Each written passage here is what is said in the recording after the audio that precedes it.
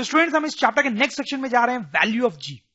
तो ये जो जी है, acceleration due to gravity, acceleration due to gravity. मैंने बताया आपको, क्या बताया कि इसकी वैल्यू क्या होती है स्टूडेंट्स, 9.8 मीटर पर सेकेंड स्क्वायर, ये बताया मैंने। लेकिन यहां पे कैच है, ये जी की एग्जैक्ट वैल्यू नहीं होती है, ये अप्रोक्सीमेट वैल्यू। जी की वैल्यू इससे थोड़ी सी ज्यादा या थोड़ी सी कम भी हो सकती है। जैसे देखो मैं आपको समझाता हूं, variation in the value of g, g की वैल्यू जो है वो 9.8 से थोड़ी ज्यादा या कम भी हो सकती है, और वो किन किन चीजों पे डिपेंड करता है वो हम यहां पे देखेंगे। तो सबसे पहला पॉइंट है, हम लिखते हैं, as we go at larger heights, as we go to larger heights, g decreases, value of g decreases. मतलब स्टूडेंट्स देखो, मान लो मैं अर्थ के सरफेस पे यहां हूं, ठीक है, तो जी की कुछ वैल्यू होगी, लेकिन मैं यहां चला जाऊं तो जी की वैल्यू कम हो जाएगी, मैं और ऊपर चले जाऊं तो जी की वैल्यू और कम हो जाएगी। वही बोला जा रहा है, as we go to larger heights g decreases. जैसे जैसे हम अर्थ के सरफेस से दूर जाते हैं और हाइट बढ़ाते जाते हैं तो जी की वैल्यू कम होती है, जी की वैल्यू कम होती है, ठीक है। जब हम ऐसे जाएंगे तो जी की वैल्यू डिक्रीज होती है, ठीक है। तो इस पे बेसिक छोटा सा क्वेश्चन मैं आपसे पूछता हूं तो आपको ये कॉन्सेप्ट और भी क्लियर हो जाएगा। देखो स्टूडेंट्स, ये अर्थ है और हमारे पास दो बॉल्स हैं, एक अर्थ के सरफेस के पास है और एक दूर है, आप जैसा कि देख सकते हो। दोनों का मास 2 kg है, 2 kg, ठीक है, सेम है मास। अब देखो, क्या इस बॉल पे अर्थ के कारण ग्रेविटेशनल फोर्स लगेगा? बिल्कुल लगेगा, ये तो हमने पढ़ा, ये अर्थ का इस पे ग्रेविटेशनल फोर्स लगेगा, ठीक है, उसको मैं F1 बोल देता हूं। क्या इस बॉल पे अर्थ का ग्रेविटेशनल फोर्स लगेगा? बिल्कुल, अर्थ इस पे भी अपना ग्रेविटेशनल फोर्स लगाएगी, उसको F2 बोल देता हूं। F1 ज्यादा होगा या F2 ज्यादा होगा? F1 ज्यादा होगा या F2 ज्यादा होगा, ये आपको सोच के बताना है। क्या लगता है स्टूडेंट्स आपको? बहुत सिंपल है। देखो, ये जो गर्थ का ग्रेविटेशनल फोर्स होता है वो M इंटू जी होता है, M इंटू जी होता है, ये हमने पढ़ा है। अब M तो दोनों ही केस में 2 kg है। अब बात आ जाती है जी पे, बात आ जाती है जी पे, ठीक है। तो हमने देखा स्टूडेंट्स कि जैसे हम अर्थ के सरफेस से दूर जाते हैं जी क्या होता है? कम कम। तो इस केस में जी कम होगा, जी कम होगा तो ये जो F2 फोर्स है वो भी कम होगा स्टूडेंट्स। इसका मतलब clearly F1 is greater then F2, F1 is greater then F2। तो आपको समझ में आया यहां पे कि जब हम दूर जाते हैं तो जी की वैल्यू कम होती है, तो उसका क्या सिग्निफिकेंस है, उसका क्या इंपॉर्टेंस है? इसका इंपॉर्टेंस ये है कि जब ऑब्जेक्ट को दूर रखा जाएगा, अर्थ से दूर ले जाया जाएगा, तो अर्थ का ग्रेविटेशनल फोर्स कम हो जाएगा, अर्थ का ग्रेविटेशनल फोर्स कम हो जाएगा। ऑब्जेक्ट जितना पास होगा उसमें ग्रेविटेशनल फोर्स अर्थ का उतना ही ज्यादा होगा। आई hope you clearly understand this point students.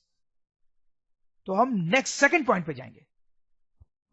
देखो, सेकंड पॉइंट ये हमारा स्टूडेंट्स कि आप शायद नोट कर रहे होंगे कि अर्थ का जो शेप है वो मैंने पूरा स्फेरिकल नहीं बनाया है, वो थोड़ा फ्लैट कर दिया है टॉप से और बॉटम से, ठीक है। तो अर्थ का शेप ऐसा ही होता है। अर्थ जो है पूरी तरह से गोल या राउंड नहीं होती है, थोड़ी सी चिपटी होती है, पोल्स पे थोड़ी सी चिपटी होती है, ठीक है। ये सेंटर है अर्थ। तो उसके कारण भी क्या होता है कि यहां पर इक्वेटर पे और यहां पोल पे जी की वैल्यू जो है वो थोड़ी अलग हो जाती है, ठीक है। मतलब जैसे जैसे हम इधर जाते हैं ना, जी की वैल्यू जो है वो इंक्रीज होती है, जी की वैल्यू इंक्रीज होती है। तो हम स्टूडेंट्स यहां पे लिख सकते हैं कि earth is flat at poles due to this value of g increases as we move to higher latitude, ठीक है। जैसे जैसे हम इधर मूव करते हैं तो इसको हम बोलते हैं हम हायर लैटिट्यूड की तरफ मूव कर रहे हैं, तो जी की वैल्यू क्या होती है? बढ़ती है, बढ़ती है, बढ़ती है, ठीक है। इसका मतलब ये हुआ स्टूडेंट्स कि पोल पे जी की वैल्यू मैक्सिमम होती है और इक्वेटर पे लिस्ट होती है। इधर जा रहे हैं तो बढ़ रही है, तो पोल पे मैक्सिमम जी होगा और इक्वेटर पे minimum g. That is also important point to remember. तो फिर से यहां पर मैं आपसे एक छोटा क्वेश्चन पूछूं तो आई एम श्योर कि आप उसका आंसर दे देंगे। तो ये अर्थ है स्टूडेंट्स, एक 2 kg की बॉल हमने यहां इक्वेटर पे रखी, ये तो आपको पता होगा कि ये इक्वेटर की लाइन होती है, और एक 2 kg की सिमिलर बॉल हमने पोल पे रखी। तो क्या इन दोनों पे ग्रेविटेशनल फोर्स लगेगा? बिल्कुल, अर्थ अपने सेंटर की तरफ इस पे ग्रेविटेशनल फोर्स लगाएगी F1 और इस पे भी अपने सेंटर की तरफ इस तरह से ग्रेविटेशनल फोर्स लगाएगी F2। हमें बताना है कौन सा फोर्स बड़ा होगा कौन सा छोटा होगा। ठीक है, तो आप समझ रहे हैं कि ये जो ग्रेविटेशनल फोर्स है वो mg होता है, और m तो दोनों केस में 2 ही है, बात सिर्फ g की है। यहाँ पे जहां पर g ज्यादा होगा फोर्स ज्यादा होगा। तो हमने देखा कि जैसे हम इधर जाते हैं तो g बढ़ता है, पोल पे मैक्सिमम होता है। यहां पर g मैक्सिमम है, मतलब ये फोर्स ज्यादा है स्टूडेंट्स और ये फोर्स कम है, F2 ग्रेटर देन F1। ठीक है, तो आपको समझ में आ रहा है मतलब क्या हो रहा है यहाँ पे। चलो अब हम नेक्स्ट पॉइंट की तरफ जाएंगे, थर्ड पॉइंट।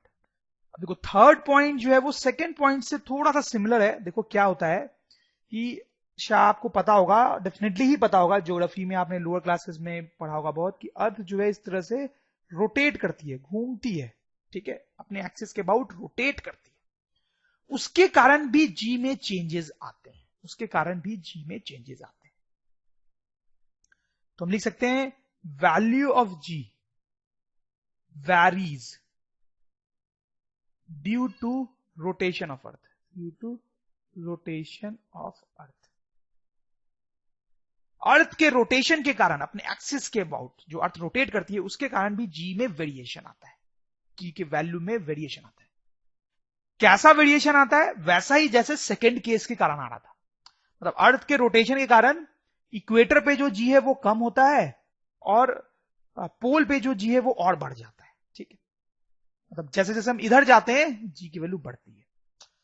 अब थोड़ा कंफ्यूज मत होना, हमने पढ़ा कि जैसे जैसे हम इक्वेटर से पोल की तरफ जाते हैं जी बढ़ता है, जी बढ़ता है। ठीक है, जी बढ़ता है। वो दो कारण से बढ़ता है, एक तो वो अर्थ का ये फ्लैट शेप, पोल की तरफ से फ्लैट चिपटा शेप, उसके कारण ऐसा होता है कि इधर जाने पे जी बढ़ता है, और दूसरा अर्थ के रोटेशन के कारण, जैसा हमने यहां पे देखा अर्थ के रोटेशन के कारण भी जैसे हम इधर जाते हैं जी बढ़ता है। ठीक है, फोर्थ पॉइंट एक और हम यहां पे देखने वाले हैं।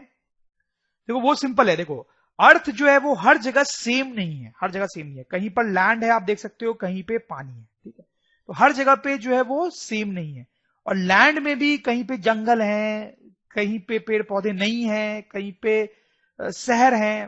ठीक है, तो हर अर्थ जो है वो हर जगह पे सेम नहीं है, जिसके कारण हर जगह पे जी थोड़ा थोड़ा सा अलग होने लगता है। ठीक है, ये भी हम लिख सकते हैं, geography of earth is different at different locations. वो मैं आपको बता रहा था कि हर जगह पे अलग अलग चीजें होती है, कहीं पे माउंटेन्स होते हैं, कहीं पे प्लेन्स होते हैं, कहीं पे ओशंस होते हैं।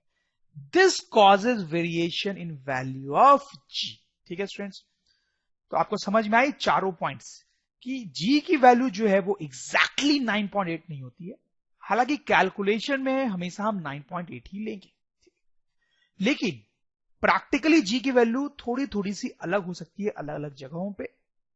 कैसे अलग होती है उसके हमने 4 पॉइंट्स देखे। पहला ये था, तो रिवाइज कर लेते हैं कि हाइट, जैसे जैसे हम हाइट बढ़ाते हैं जी की वैल्यू कम होती है, जी की वैल्यू कम होती है। फिर हमने दो डिफरेंट रीजन्स देखे जिसके कारण जब हम ऐसे जाते हैं इक्वेटर से पोल की तरफ तो जी की वैल्यू बढ़ती है। क्या रीजन्स थे? रोटेशन ऑफ अर्थ और अर्थ का चिपटा होना, फ्लैट होना पोल्स। और फिर चौथा हमने देखा क्योंकि ज्योग्राफी अलग होती है हर जगह पे, कहीं माउंटेन्स हैं कहीं ओशंस हैं, उसके कारण भी जी थोड़ा थोड़ा अलग होता है। उस पर बेस एक दो छोटे छोटे क्वेश्चंस भी हमने देखे जो आपसे पूछे जा सकते हैं। Mass and weight. तो स्टूडेंट्स अब हम देखेंगे कि मास क्या चीज है और वेट क्या चीज है। शायद आप सोच रहे हो कि इसमें देखने वाली क्या बात है, हमें तो पता ही होता है कि मास क्या है और वेट क्या है, बट यहां पे एक छोटा सा कैच है जो हमें समझना जरूरी है। सपोज करो स्टूडेंट्स यहां बैग में कुछ राइस रखा हुआ है, ठीक, राइस। अब हो सकता है कि ये जो राइस है स्टूडेंट उसका मास हो 20 kg, ठीक है। अगर हमसे इसका वेट पूछा जाए, वेट कि ये जो राइस है उसका वेट कितना है, तो भी जनरली हम 20 kg ही बोल देंगे। अगर आप दुकानदार के पास जाओगे और आप बोलोगे मुझे राइस चाहिए जिसका मास 20 kg है, और आपका फ्रेंड बोलेगा कि मुझे राइस चाहिए जिसका वेट 20 kg है, तो दोनों केस में जो दुकानदार है वो आपको जनरली सेम ही अमाउंट ऑफ राइस देगा। समझ रहे हो मेरी बात? क्योंकि generally day to day life में मास और वेट सेम चीज समझते हैं। डे टू डे लाइफ में अपने जब हम बात करते हैं तो मास का हम वही मतलब समझते हैं जो वेट का मतलब है, हम दोनों को एक ही चीज समझते हैं, बट ऐसा नहीं है, ठीक है।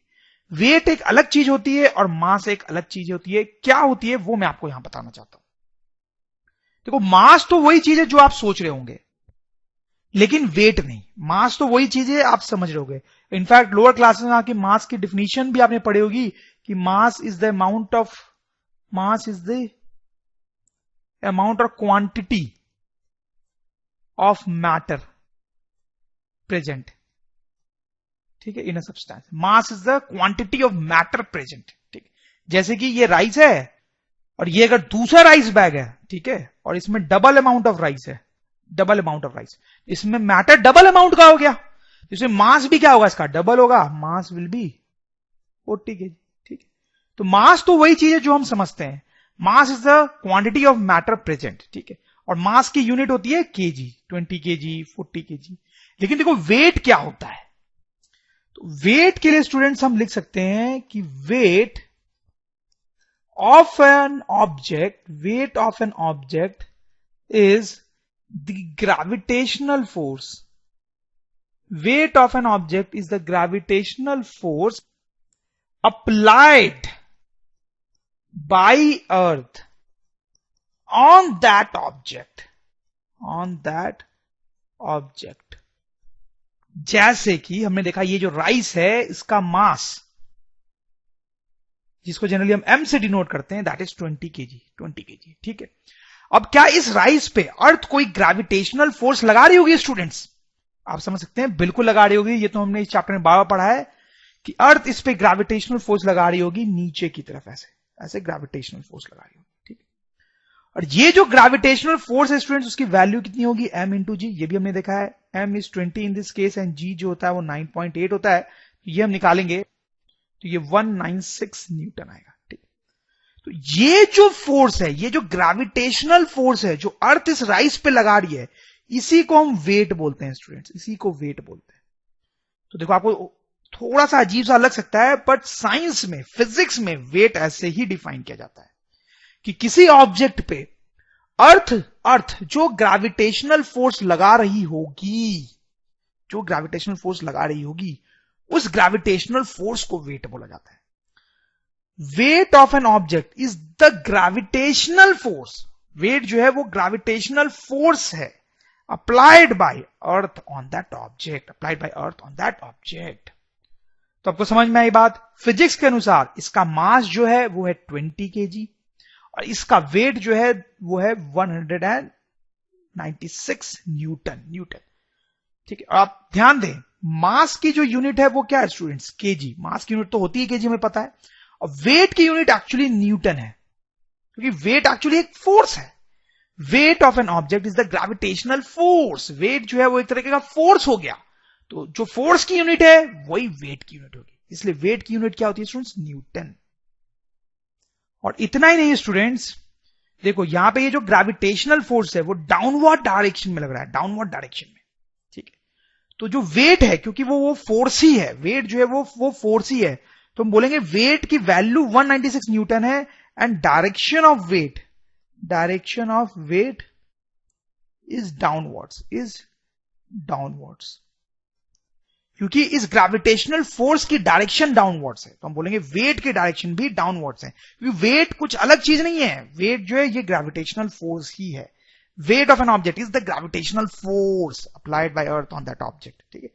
तो वेट जो होता है उसका डायरेक्शन भी होता है, और इस केस में आप देख सकते हैं direction of weight is downward, जबकि मास का कोई डायरेक्शन नहीं होता है, नो डायरेक्शन, ठीक है स्टूडेंट्स। अभी हम एक दो क्वेश्चन करेंगे तो आपको और क्लियर हो जाए। चलो स्टूडेंट्स, ये सिंपल सा क्वेश्चन देखते हैं। क्या इसमें mass of ball is 5 kg, एक बॉल है जिसका मास 5 kg दिया हुआ है, उसका वेट निकालना है। तो कैसे निकालेंगे वेट? तो हमने पढ़ा है स्टूडेंट्स की वेट जो होता है that is equal to gravitational force of earth. Earth का जो ग्रेविटेशनल फोर्स होता है किसी चीज पे, उसी को वेट बोलते हैं। और ग्रेविटेशनल फोर्स का फॉर्मूला क्या है, mg, मास दिया हुआ है 5 और g इज 9.8, तो that will come out students to be equal to 49 newton, ठीक है। तो जिस बॉल का मास 5 kg है उसका वेट होगा 49 न्यूटन, ठीक है। फिर students, wait of a ball is 98 Newton, weight of a ball is 98 Newton. देखो वेट न्यूटन में दिया हुआ है, न्यूटन में, ठीक है। वेट की यूनिट क्या होती है, न्यूटन, मैंने आपको बताया 98 न्यूटन। यहां पर भी वेट की यूनिट मैंने क्या लिखी थी, न्यूटन। मास की यूनिट केजी, वेट की unit newton. Weight of a ball is 98 newton, find mass. तो क्या करेंगे स्टूडेंट्स, देखो फिर से काम वही करना है, weight is equal to gravitational force of earth that is equal to mg। Weight हमें दिया हुआ 98 न्यूटन, मास हमें पता करना है, जी हमें पता है कि 9.8 होता है, तो यहां से आ जाएगा mass equals to 98 divide by 9.8, that will be equals to 10 kg, 10 kg। ठीक है स्टूडेंट्स, आपको समझ में आया? यूनिट क्या लिखा हमने? kg, kg। ठीक है स्टूडेंट्स, तो आपको समझ में आ गया होगा। तो यहां पर हम लिस्ट डाउन करेंगे difference between mass and weight, कि मास और वेट में क्या क्या डिफरेंसेस होते हैं मेजर, वो हम देखेंगे। पहला डिफरेंस तो होता है कि दोनों चीज ही अलग है, दोनों चीज ही अलग है। जैसे मास क्या है? Mass is quantity of matter, mass is quantity of matter present in a substance, ठीक है। जबकि वेट क्या है? Weight is the gravitational force by earth on the object, उस ऑब्जेक्ट पे अर्थ का जो ग्रेविटेशनल फोर्स होता है दैट इज वेट, ठीक है। तो मास जो है वो that is actually equals to m, ठीक है, मास। इनफैक्ट ये पहला पॉइंट का ही पार्ट अगर देखा जाए तो, ठीक है। और जबकि वेट जो है स्टूडेंट्स, वेट क्योंकि वो ग्रेविटेशनल फोर्स ऑफ अर्थ है तो दैट इज m इंटू जी, तो इसको g से मल्टीप्लाई करना पड़ेगा। नेक्स्ट डिफरेंस, अभी हमने देखा कि यूनिट ऑफ मास क्या होता है स्टूडेंट्स? kg, और इसका जो यूनिट होता है स्टूडेंट्स दैट इज न्यूटन, ठीक है, no doubt about it. Then तीसरा इंपॉर्टेंट डिफरेंस है, अभी मैंने देखा कि वेट का डायरेक्शन होता है, वेट के पास एक डायरेक्शन होता है, ठीक है, लेकिन मास का कोई डायरेक्शन नहीं होता है, ठीक है। जैसे लास्ट केस में हमने देखा क्वेश्चन में कि हमने बोला था कि वेट जो है, देखो मैं लास्ट स्लाइड पे जाता हूं, यहां पे हमने देखा था, देखो कि इस राइस का जो वेट है उसका डायरेक्शन हम किधर बोलेंगे? नीचे, तो direction of weight is downwards. लेकिन मास के लिए ऐसे कोई डायरेक्शन की हम बात नहीं करते हैं, ये हमने मोशन वाले चैप्टर में भी पढ़ा था, थोड़ा थोड़ा, पूरा तो नहीं। नेक्स्ट डिफरेंस स्टूडेंट्स, जो कि आप नीचे फोटोग्राफ में देख सकते हो, मास मेजर करने के लिए, किसी चीज का मास मेजर करना है, पता करना है, तो उसके लिए ये यूज किया जाता है, ठीक है, ये यूज किया जाता है। तो हम लिखेंगे यहां पे mass is measured using beam balance, इसको बीम बैलेंस बोलते हैं। तो मास मेजर करने के लिए इस इंस्ट्रूमेंट का यूज किया जाता है जिसको बीम बैलेंस बोलते हैं, और वेट मेजर करने के लिए इस इंस्ट्रूमेंट का यूज किया जाता है, इसको क्या बोलते हैं ये भी अभी आपको समझ आ जाएगा, मेजर्ड यूजिंग स्प्रिंग बैलेंस, ठीक है, तो इसको स्प्रिंग बैलेंस बोलते हैं। तो वेट मेजर करने के लिए स्प्रिंग बैलेंस का यूज होता है स्टूडेंट्स, और मास मेजर करने के लिए बीम बैलेंस का यूज होता है, ठीक है। इन दोनों के बहुत ज्यादा डिटेल में भी हम नहीं जाएंगे कि ये दोनों डिवाइस कैसे काम करते हैं कैसे नहीं करते हैं, वो सब आप हाई क्लासेस में पढ़ोगे। एक और इंपॉर्टेंट डिफरेंस है मास और वेट के बीच में, and it's a very good and very important difference. लेकिन उस डिफरेंस को लिखने से पहले हम एक छोटा सा एग्जांपल करेंगे स्टूडेंट्स। क्वेश्चन ये है स्टूडेंट्स कि ये अर्थ है, ठीक है, ये बॉल हमने इक्वेटर के पास रखी, आप देख सकते हो ये इक्वेटर होता है अर्थ का, हमने पहले ही बात की है, अर्थ के इक्वेटर के पास हमने ये बॉल रखी। फिर कभी हम उसी बॉल को ले जाते हैं और पोल पे रख देते हैं, ठीक है। तो ये हमारी सिचुएशन ए और ये सिचुएशन बी। सिचुएशन ए में वो बॉल इक्वेटर पे रखी हुई है, सिचुएशन बी में वो बॉल जो है पोल पे रखी हुई है। दोनों केस में पता करना है कि किस केस में मास ज्यादा होगा और किस केस में वेट ज्यादा होगा। क्या बॉल का मास यहां पर होने पे ज्यादा होगा या यहां पे होने पे ज्यादा होगा, और वही चीज वेट के लिए भी। देखो अगर हम मास की बात करें स्टूडेंट्स, तो क्या लगता है आपको कहां पे मास ज्यादा है, कहां पे मास ज्यादा है? देखो मास जो है वो दोनों जगह पे सेम ही होगा, ऑब्जेक्ट का। तो ये वही ऑब्जेक्ट है ना, जो ऑब्जेक्ट यहां पे हमने ए पे रखा था वही ऑब्जेक्ट हमने बी पे रख दिया है। तो उसी ऑब्जेक्ट को जब हम यहां से वहां ले जाएंगे तो मास नहीं चेंज होता है, मास वही रहता है, क्योंकि मास क्या है? क्वांटिटी ऑफ मैटर, ठीक है। तो जितना मैटर इस बॉल के अंदर है उतना ही रहेगा ना, चाहे आप उस बॉल को यहां भी ले जाओ, उसके अंदर का मैटर थोड़ी चेंज हो रहा है, इसलिए मास चेंज नहीं हो रहा है, ठीक है। अब अगर हम वेट की बात करें स्टूडेंट्स, तो आपको क्या लगता है? देखो वेट जो है वो ग्रेविटेशनल फोर्स के बराबर होगा, and that is equal to mg, ठीक है। अब देखो स्टूडेंट्स, m तो मास हो गया, मास तो दोनों जगह सेम है, वो ऑलरेडी अभी हम डिस्कस कर चुके हैं। लेकिन व्हाट अबाउट g? हमने पढ़ा है स्टूडेंट्स कि इक्वेटर पे g जो होता है वो मिनिमम होता है, जैसे जैसे हम इधर जाते हैं g बढ़ता है, और यहां पे g मैक्सिमम होता है। याद आ रहा है आपको? याद होना चाहिए, हमने पढ़ा था कि जैसे जैसे हम इधर जाते हैं g बढ़ता है, इक्वेटर मिनिमम और यहां पे मैक्सिमम। तो इसका मतलब ये हुआ कि G at B is greater than G at A, यहां का जी जो है वो ज्यादा है, तो यहां का मास भी क्या होगा, सॉरी वेट भी क्या होगा, वेट भी क्या होगा, ज्यादा, क्योंकि वेट में m इंटू जी आ रहा है ना, इसका मतलब weight at B is greater than weight at A. आप समझ रहे होंगे, बहुत ही आसान है स्टूडेंट्स। यहां पे जो मास है वही मास यहां पर भी है, लेकिन वेट दोनों जगह पे अलग हो गया। क्यों अलग हो गया? क्योंकि वेट में mg आता है और g दोनों जगह पे अलग है, g दोनों जगह पे थोड़ा सा अलग है, इसलिए वेट भी थोड़ा सा अलग होगा। तो इसी तरीके से स्टूडेंट्स, अगर इस बॉल को अगर हम डिफरेंट डिफरेंट जगह पे ले जाते हैं, डिफरेंट डिफरेंट जगह पे ले जाते हैं, तो क्या इसका मास चेंज होगा? नो, मास जो है वो उसका सेम ही रहेगा। लेकिन जब इस बॉल को डिफरेंट डिफरेंट जगह पे ले जाएंगे तो जी थोड़ा थोड़ा सा वेरी होता है, हमने बात की है, जी वेरी होता है, तो वेट जो है वो वेरी होगा। तो वेट क्योंकि mg के बराबर होता है और क्योंकि g वेरी करता है तो वो भी वेरी करता है, वेट। ठीक है, this again a very important point. तो ये एक मेजर डिफरेंस है मास और वेट के बीच में, जो हमें यहां पे अपनी लिस्ट में लिख लेना चाहिए। पहले मैं ये फोटोग्राफ्स हटा देता हूं ताकि स्पेस बने लिखने के लिए। तो हमारा डिफरेंस होगा कि mass of an object, mass of an object is same everywhere, लेकिन वेट में हम लिखेंगे students, wait of an object varies with variation of g, with variation of g। ठीक है students, so these are some major differences between mass and weight। तो आपको बहुत अच्छा लग रहा होगा, हो सकता है, क्योंकि डे टू डे लाइफ में आज तक आप ये समझते आए होंगे कि मास और वेट तो एक ही चीज होती है, बट फिजिक्स के अनुसार मास एक अलग चीज है। आप देख सकते हो मास इज सिंपली m और वेट जो है वो अलग चीज है, दैट इज m इंटू जी। ठीक है, चलो एक क्वेश्चन बताओ मुझे, बहुत सिंपल क्वेश्चन है, आई एम श्योर आप बता पाओगे स्टूडेंट्स। ये अर्थ है, एक ऑब्जेक्ट को हमने ए पॉइंट पे रखा और फिर बाद में हम उसको बी पॉइंट पे शिफ्ट कर देते हैं, उसी ऑब्जेक्ट को हम बी पॉइंट पे शिफ्ट कर देते हैं अर्थ से थोड़ा दूर। ठीक है, तो आपको ये डिस्कस करना है, ये बताना है कि ए पे मास ज्यादा होगा या बी पे, और कहां पर वेट ज्यादा होगा। क्या करेंगे स्टूडेंट्स, मास के बारे में बताओ। तो आप क्लियरली समझ ही गए होंगे कि when we are talking about mass, mass तो उस ऑब्जेक्ट का दोनों जगह पे सेम ही होगा। ठीक है, क्यों, वो आप समझ रहे हो, क्योंकि मास तो क्वांटिटी ऑफ मैटर है।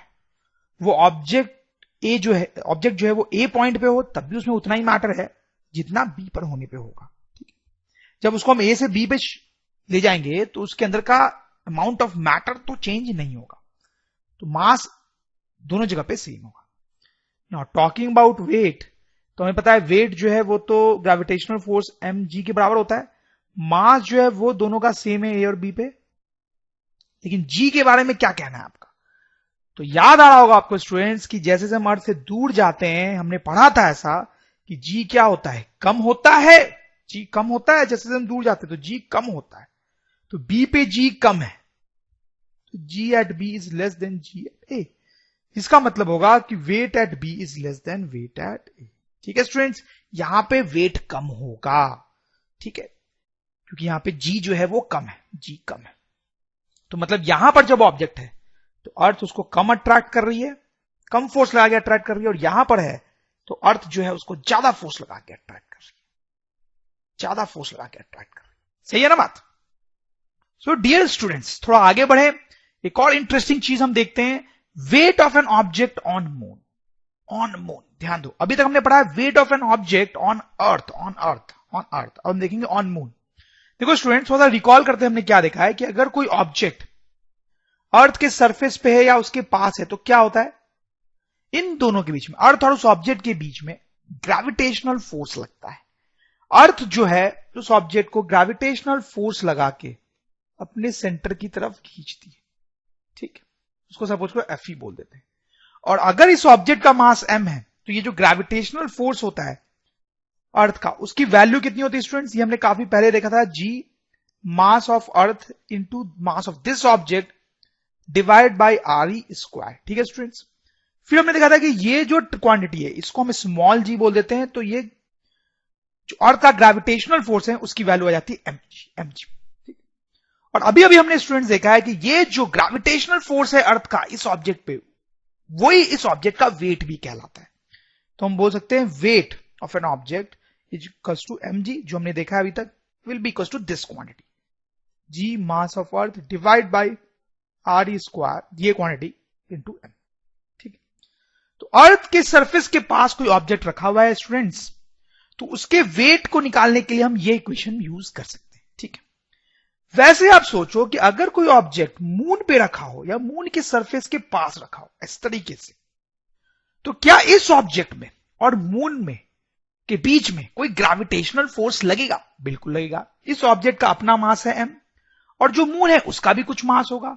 दो चीजों का मास होता है तो उनके बीच में ग्रेविटेशनल फोर्स लगता है, मैंने आपको बताया है।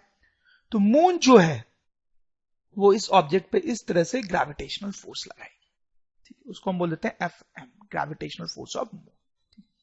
अगर हम इस ग्रेविटेशनल फोर्स को निकालना चाहते हैं स्टूडेंट्स, तो फिर से हमें फॉर्मूला कुछ इसी तरीके का यूज करना पड़ेगा। जी मास ऑफ मून, मून का मास लेंगे और इस ऑब्जेक्ट का मास लेंगे, ठीक है, क्योंकि यही दोनों ऑब्जेक्ट्स यहां पे इन्वॉल्व है, डिवाइडेड बाय यहां पे जो रेडियस होगा वो मून का होगा। ठीक है, यहां पे अर्थ पे रखा हुआ था ऑब्जेक्ट, तो रेडियस किसका था? अर्थ का। यहां मून पे रखा हुआ है ऑब्जेक्ट, तो रेडियस किसका होगा? मून का। सॉरी, गलती से मैंने यहां पे अर्थ लिख दिया है, ये मून होगा। ठीक है, आपको समझ में आ रही बात स्टूडेंट्स? जैसे अर्थ के सरफेस पे ऑब्जेक्ट रखा हुआ था, तो उस पे अर्थ का ग्रेविटेशनल फोर्स इतना लग रहा था। मून पे रखा तो मास जहां पे अर्थ का था वहां मून का लिख दिया, यहां रेडियस अर्थ का था वहां रेडियस मून का लिख दिया। ठीक है स्टूडेंट्स, अब देखो स्टूडेंट्स, इस ऑब्जेक्ट का मून पे वेट अगर आपसे पूछा जाए कि इस ऑब्जेक्ट का मून पे वेट क्या है, तो हम बोलेंगे ये। ठीक, जैसे अर्थ पे कोई ऑब्जेक्ट है तो उसका वेट क्या है? अर्थ का ग्रेविटेशनल फोर्स, अर्थ का ग्रेविटेशनल फोर्स।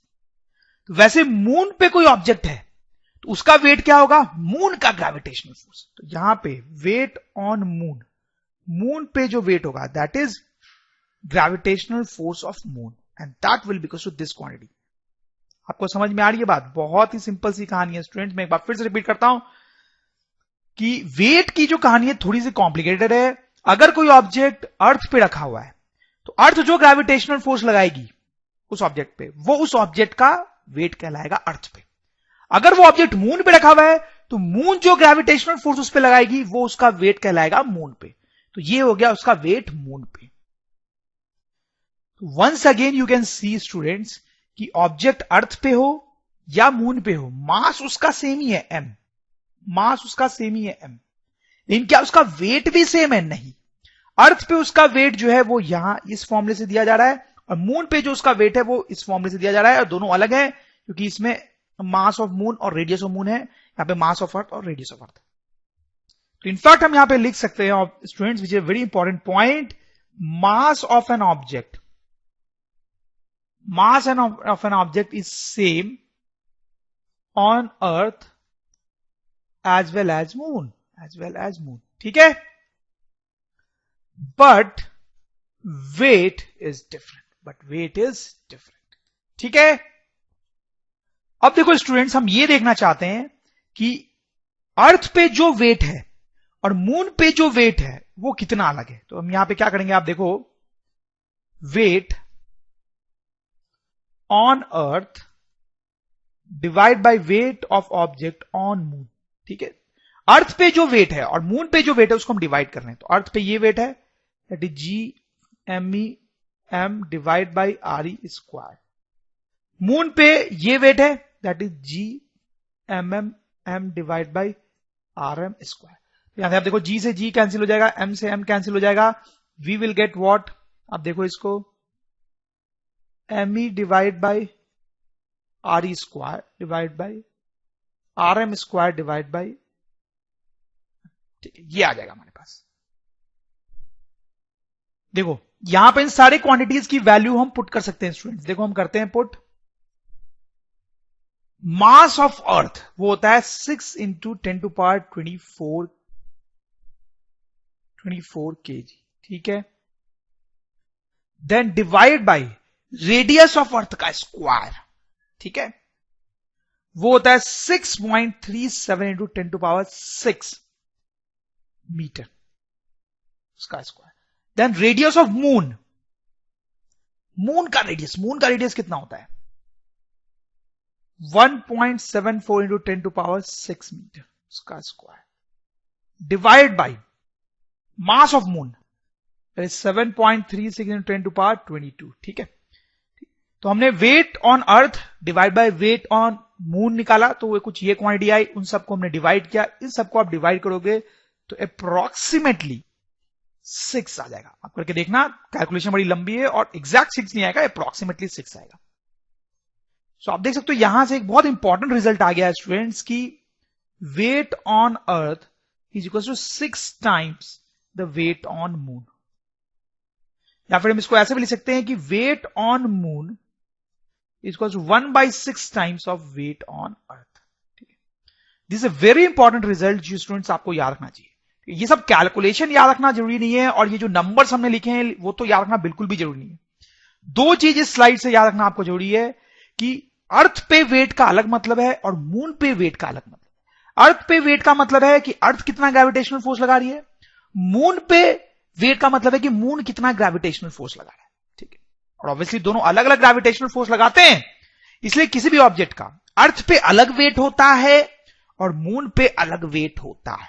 ठीक है, अर्थ पे अलग वेट होता है और मून पे अलग वेट होता है। ठीक है, और दोनों वेट में एक रिलेशन भी है, वो क्या है आप देख सकते हैं कि वेट ऑन मून, ध्यान रखेंगे आप, बिल्कुल याद रखेंगे, weight on moon is equal to 1/6 of weight on earth, weight on earth students. ठीक, तो स्टूडेंट्स कुछ एक दो क्वेश्चंस कर लेते हैं छोटे, तो कॉन्सेप्ट और क्लियर हो जाएगा और याद हो जाएगा हमें। देखो पहला क्वेश्चन बहुत ही सिंपल है, weight on earth is 60 newton. पहले तो आप ध्यान रखेंगे हमेशा वेट की यूनिट क्या होती है स्टूडेंट्स, न्यूटन, केजी नहीं होता है, न्यूटन। तो अर्थ पे किसी चीज का वेट हमें दिया हुआ है और मून पे हमें वेट निकालना है, क्या करें, बहुत सिंपल है।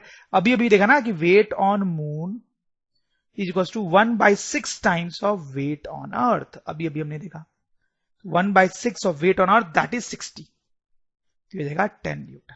ठीक है, आप देख सकते हो जिस चीज का वेट अर्थ पे 60 न्यूटन है, मून पे उसका वेट सिर्फ 10 न्यूटन ही होगा, सिर्फ 10 न्यूटन ही होगा। तो मून पे चीजें हल्की हो जाती है, उनका वेट कम लगता है। ठीक है, so let's do this question, this is a good question. किसी ऑब्जेक्ट का मास दिया हुआ है 20 kg, हमें उसका वेट मून पे निकालना है, मून पे, ध्यान दें मून पे। देखो कई तरीके से आप ये क्वेश्चन सॉल्व कर सकते हैं। एक तरीका तो ये है कि पहले आप वेट ऑन अर्थ निकाल लो, कि अर्थ पे उसका कितना वेट होगा ये निकाल लो, वो तो होगा m into g, that is 20 into g, that is 9.8, इसको सॉल्व करने पाएगा 196 newton. This is weight on earth. अब आप वेट ऑन मून तो निकाल ही लोगे आराम से, weight on moon will be equal to weight on earth divide by 6, this will come out to be 32.67 newton. ठीक है, यानी जिस चीज का वेट अर्थ पे इतना था मून पे इतना होगा, ये हमारा आंसर होगा। ठीक है, यही तो निकालना था ना, वेट ऑन मून। तो स्टूडेंट्स अब हम देखेंगे circular motion and gravitational motion. तो स्टूडेंट्स सर्कुलर मोशन क्या होता है ये तो हमने देखा ही स्टूडेंट, जैसे आप देखो इस केस में देखो एक आदमी एक बॉल को ऐसे रस्सी से बांधे घुमा रहा है, this is a classical and a very simple case of circular motion. ऐसे बहुत सारे केसेस हमने सर्कुलर मोशन के देखे हैं स्टूडेंट्स। ठीक है, और ग्रेविटेशनल मोशन क्या होता है ये तो हमने थोड़ी देर पहले ही देखा है स्टूडेंट्स। हम दोनों को मिक्स करके कुछ इंपॉर्टेंट पॉइंट्स स्टडी करेंगे स्टूडेंट्स। तो स्टूडेंट्स मुझे आप ये बताएं कि अगर कोई ऑब्जेक्ट इस तरह सर्किल में घूम रहा है तो उसके वेलोसिटी के डायरेक्शन के बारे में हम क्या बोल सकते हैं, डायरेक्शन ऑफ वेलोसिटी क्या बोल सकते हैं स्टूडेंट्स, ये सर्कुलर मोशन हमने पढ़ा है स्टूडेंट्स। देखो स्टूडेंट जैसे अगर कोई ऑब्जेक्ट है और वो स्ट्रेट लाइन में आगे जा रहा है स्टूडेंट, इसमें सीधे आगे जा रहा है स्टूडेंट, तो इसकी वेलोसिटी का डायरेक्शन क्या होता है स्टूडेंट्स, इधर की तरफ होता है। अगर कोई ऑब्जेक्ट सीधा इधर आ रहा है तो इसकी वेलोसिटी इधर की तरफ होती है, राइट। लेकिन स्टूडेंट्स यहां पर जो ऑब्जेक्ट है वो एक सर्किल में घूम रहा है, स्ट्रेट लाइन में नहीं घूम रहा है। यहां पर डायरेक्शन ऑफ वेलोसिटी की बात कैसे होती है, आप याद करें स्टूडेंट्स, मैंने आपको बताया कि जब ये ऑब्जेक्ट यहां पर है, ठीक है, तो हम सर्किल से इस तरह से लाइन बनाते हैं, इसको टेंजेंट बोलते हैं स्टूडेंट्स, और वेलोसिटी की डायरेक्शन जो है वो इधर की तरफ बोलते हैं। ठीक है, फिर जब ऑब्जेक्ट यहां पर है स्टूडेंट्स तो फिर हम सर्किल पे इस तरह से लाइन बनाते हैं स्टूडेंट्स, और हम बोलते हैं वेलोसिटी की डायरेक्शन इधर है, राइट। जब वही ऑब्जेक्ट यहां आ गया है स्टूडेंट्स तो हम बोलते हैं वेलोसिटी की डायरेक्शन इधर है, जब वो यहां आ गया तो हम बोलते हैं वेलोसिटी की डायरेक्शन इधर है स्टूडेंट्स। ये सब हमने पढ़ा है स्टूडेंट्स, आपको याद होगा स्टूडेंट्स। ठीक है, अब यहां पे इंपॉर्टेंट कैच है स्टूडेंट्स, क्या कैच है, तो स्टूडेंट्स हम यहां पे लिख सकते हैं कि जब कोई ऑब्जेक्ट सर्कुलर पाथ में मूव करता है तो उसकी वेलोसिटी का डायरेक्शन जो है वो चेंज होता रहता है। आप देखो ये जब यहां पर था तो इसका वेलोसिटी का डायरेक्शन हम इधर बोल रहे हैं, जब वो यहां पे तो हम नीचे की तरफ बोल रहे हैं वेलोसिटी का डायरेक्शन, जब यहां पर है तो हम इधर की तरफ बोल रहे हैं, जो ऑब्जेक्ट यहां पे तो हम उसकी वेलोसिटी डायरेक्शन ऊपर की तरफ बोल रहे हैं, राइट। तो जब ऑब्जेक्ट सर्कुलर पाथ में मूव कर रहा होता है तो उसकी वेलोसिटी का डायरेक्शन क्या होता है स्टूडेंट्स, चेंज होता रहता है। हम इसको लिख लेंगे स्टूडेंट्स कि when an object moves on circular path the direction of velocity is changing. सही है ना बात स्टूडेंट्स, ये हमने पहले पढ़ा है। अब देखो स्टूडेंट्स, आपको न्यूटन्स फर्स्ट लॉ को रिकॉल करने की जरूरत है स्टूडेंट्स। न्यूटन्स फर्स्ट लॉ क्या बोलता है? Newton's first law students, Newton's first law ये बोलता है कि अगर किसी ऑब्जेक्ट पे फोर्स नहीं लग रहा है, अगर किसी ऑब्जेक्ट पे फोर्स नहीं लग रहा है तो वो कैसे मूव करता है? कैसे मूव करता है स्टूडेंट्स? हमने पढ़ा था स्टूडेंट्स। तो अगर कोई ऑब्जेक्ट है उस पे फोर्स नहीं लग रहा है स्टूडेंट्स, तो क्या तो वो रेस्ट पे रहता है, क्या तो वो रेस्ट पे रहता है, रेस्ट पे तो रेस्ट पे रहता है, या फिर अगर वो चल रहा है स्टूडेंट्स, तो अगर सपोज वो 2 मीटर पर सेकंड की स्पीड से चल रहा है और अगर उसमें कोई फोर्स नहीं लग रहा है तो वो उतनी स्पीड से स्ट्रेट लाइन में चलता रहेगा, स्ट्रेट लाइन में चलता रहेगा। आपको याद होगा स्टूडेंट्स, ऐसा हमने पढ़ा था। That is Newton's first law कि अगर किसी ऑब्जेक्ट पे फोर्स नहीं लग रहा है तो क्या तो वो रेस्ट पे रहता है या फिर वो एक कांस्टेंट स्पीड से, कांस्टेंट स्पीड से स्ट्रेट लाइन में चलता रहता है और उसकी डायरेक्शन चेंज नहीं होती है, राइट स्टूडेंट्स। अच्छा, अब आप ध्यान दें, यहां सर्कुलर मोशन में तो डायरेक्शन चेंज हो रही है। अब न्यूटन्स फर्स्ट लॉ बोलता है कि फोर्स नहीं लग रहा होता है तो इन दोनों में से कोई चीज होती है, ठीक है। लेकिन यहां पर वैसा तो कुछ नहीं हो रहा है, यहां पे ऑब्जेक्ट चल रहा है और सर्किल में घूम रहा है, उसकी डायरेक्शन हमेशा चेंज हो रही है, वेलोसिटी की। तो इसका मतलब यह है कि इस ऑब्जेक्ट पे फोर्स लग रहा है, इसका मतलब इस ऑब्जेक्ट पे फोर्स लग रहा है, क्योंकि अगर फोर्स नहीं लग रहा होता तो क्या तो ये हो रहा होता या फिर ये हो रहा होता, लेकिन ऐसा नहीं है। इसका मतलब है इस केस में ऑब्जेक्ट पे फोर्स लग रहा है स्टूडेंट्स, फोर्स लग रहा है, दैट इज इंपॉर्टेंट। तो हम लिख सकते हैं स्टूडेंट्स कि as direction of velocity changes in circular motion there must be a force acting on the object. This is very important, इसको याद कर लेंगे स्टूडेंट्स, क्योंकि ऑब्जेक्ट की वेलोसिटी का डायरेक्शन चेंज हो रहा होता है तो हम ऐसा कंक्लूड कर सकते हैं कि उस ऑब्जेक्ट पे जरूर कोई ना कोई फोर्स लग रहा होगा, नहीं तो उसका डायरेक्शन चेंज नहीं हो सकता था।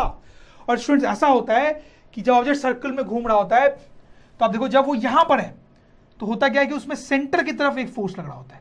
जब वो यहां पे है तो उसमें सेंटर की तरफ एक फोर्स लग रहा होता है, यहां पर है तो फिर एक सेंटर की तरफ फोर्स लग रहा होता है, यहां पे तो सेंटर की तरफ फोर्स लग रहा होता है।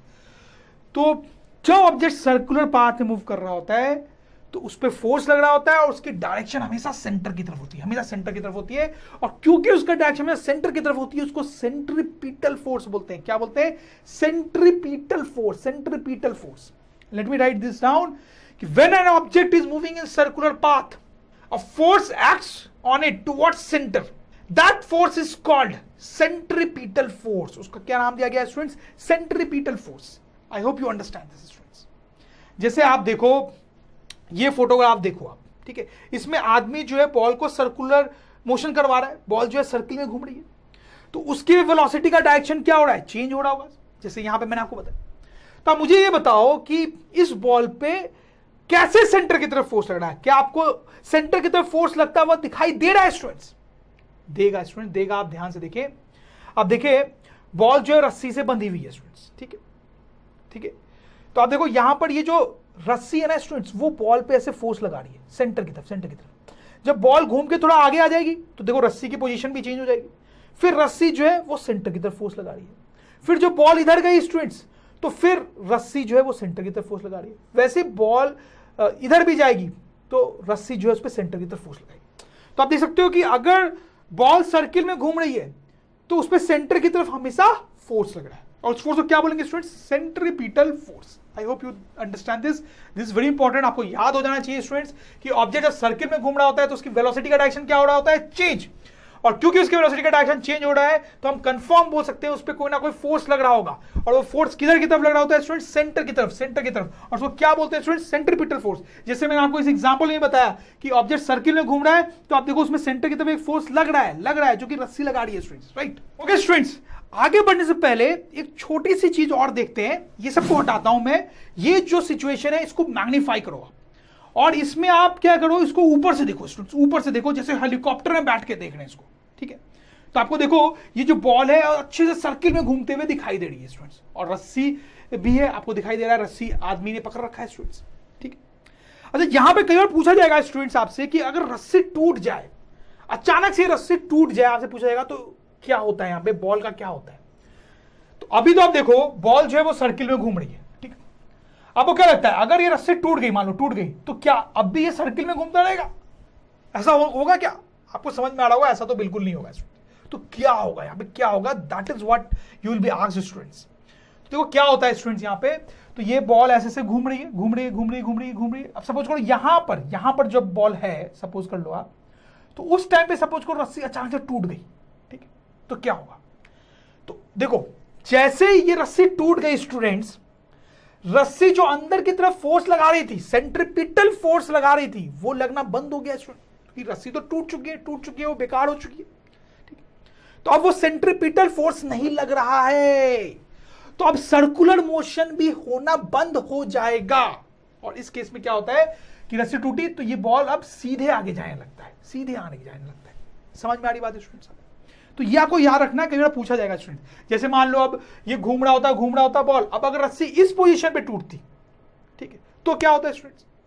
अब अगर रस्सी इस पोजीशन पे टूटती तो वो इस डायरेक्शन में आगे जाने लगता है स्टूडेंट्स, ठीक। उसी तरीके से मान लो फिर से बॉल घूम रहा है और बॉल अब यहां पर है और अब रस्सी टूटती तो वो इधर की तरफ जाने लगता है। आपको समझ में आ रही मेरी बात स्टूडेंट्स? ठीक है, तो हम लिख सकते हैं स्टूडेंट्स कि if the rope breaks suddenly, the ball stops doing circular motion, it starts moving in a straight line, जैसा कि आप यहां पे देख सकते हैं, राइट।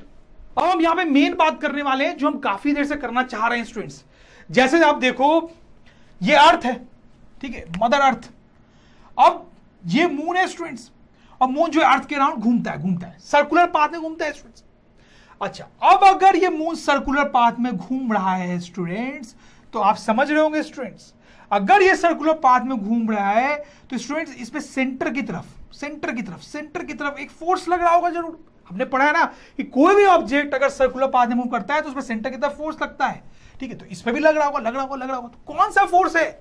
यहां पे तो कोई रस्सी दिखाई नहीं दे रही है स्टूडेंट्स, यहां पे मून से अर्थ तक कोई रस्सी तो नहीं बंधी हुई है स्टूडेंट्स। तो ये फोर्स कौन लगा रहा है, कैसे लग रहा है स्टूडेंट्स? अब बताएं मुझे स्टूडेंट, बड़ा सिंपल है, आप समझ रहे होंगे स्टूडेंट्स। ये ग्रेविटेशनल फोर्स है। कौन सा फोर्स है? ग्रेविटेशनल फोर्स है। देखो जब मून यहां पर है तो ये जो अर्थ है वो उसको ग्रेविटेशनल फोर्स लगा के ऐसे अट्रैक्ट कर रही है। जब मून यहां पर है तो ये अर्थ जो है उस पर ग्रेविटेशनल फोर्स लगा के इसको अट्रैक्ट कर रही है। जब मून यहां पे है तो इधर अट्रैक्ट कर रही है अर्थ उसको। जब मून यहां पे है तो अर्थ उसको इधर अट्रैक्ट कर रही है। तो अर्थ का जो ग्रेविटेशनल फोर्स लग रहा है मून पे, वो इस सेंट्रीपिटल फोर्स का काम कर रहा है, और उसी के कारण ये सर्किल में घूम पा रहा है स्टूडेंट्स। समझ में आ रही बात मेरी? ठीक है, तो क्योंकि ये सर्किल में घूम रहा है तो इस पे जरूर कोई सेंटर की तरफ, सर्किल के सेंटर की तरफ फोर्स होना चाहिए था। और इस केस में फोर्स कौन सा फोर्स है? अर्थ द्वारा लगाया जाने वाला ग्रेविटेशनल फोर्स, राइट स्टूडेंट्स। तो इसी बात को मैं यहां पे लिख देता हूं स्टूडेंट्स, आप वीडियो को पॉज करके जरूर पढ़ें स्टूडेंट्स। फाइन स्टूडेंट्स, तो वैसा एक और एग्जांपल देख लेते हैं। वैसी बात आप सोलर सिस्टम की भी कर सकते हो, आपको समझ में आएगा। ये सोलर सिस्टम है, बीच में सन है और बहुत सारे प्लैनेट्स ऐसे गोल गोल घूम रहे होते हैं। तो यहां पर भी क्या हो रहा है स्टूडेंट्स? अगर आप किसी एक प्लैनेट की बात कर लो तो वो सर्किल में अगर घूम रहा है तो जरूर सेंटर की तरफ उस पर एक फोर्स लग रहा होगा, सेंट्रीपिटल फोर्स लग रहा होगा।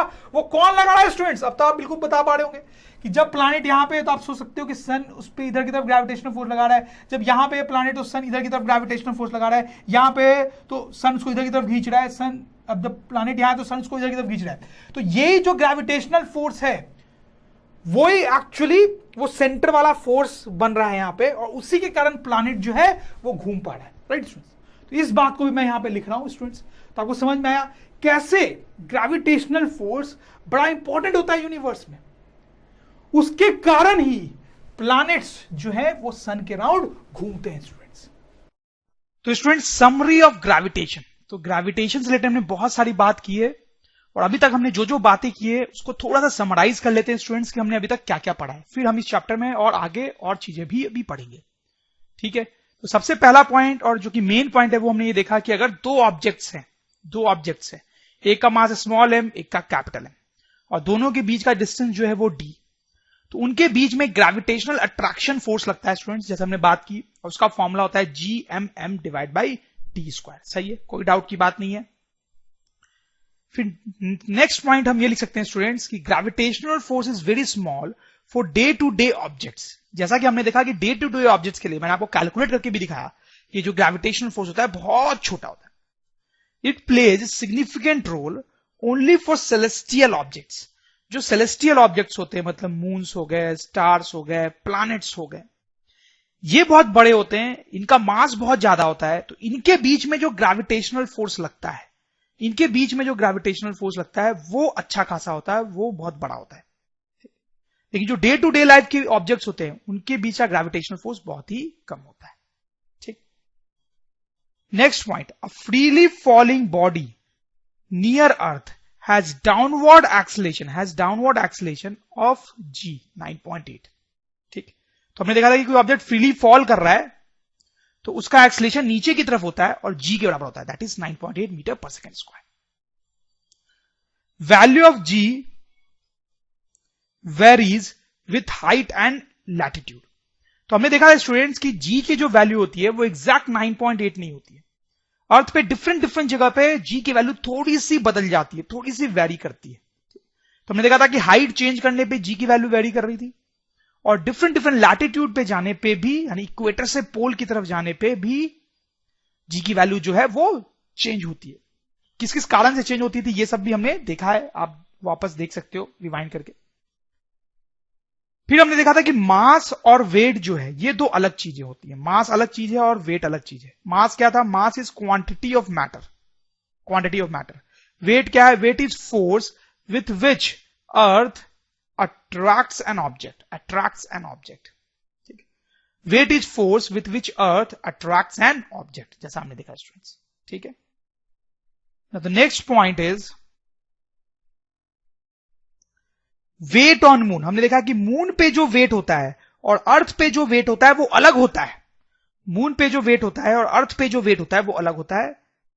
Wait on moon is equals to weight on earth divide by 6। ठीक है, weight on moon is equals to weight on earth divide by 6। ठीक है स्टूडेंट्स, आपको समझ में आ रहा होगा सब। लास्ट एक और पॉइंट जो हम लिख सकते हैं समरी में अपने, वो ये है कि मून रिवॉल्व्स अराउंड अर्थ। हमने देखा कि moon revolves around earth and planets around sun. Moon जो है वो अर्थ के अराउंड रिवॉल्व करता है और प्लैनेट जो है वो सन के अराउंड रिवॉल्व करते हैं ड्यू टू ग्रेविटेशनल फोर्स। हमने बात की है सर्कुलर मोशन वगैरह की, ड्यू टू ग्रेविटेशनल फोर्स।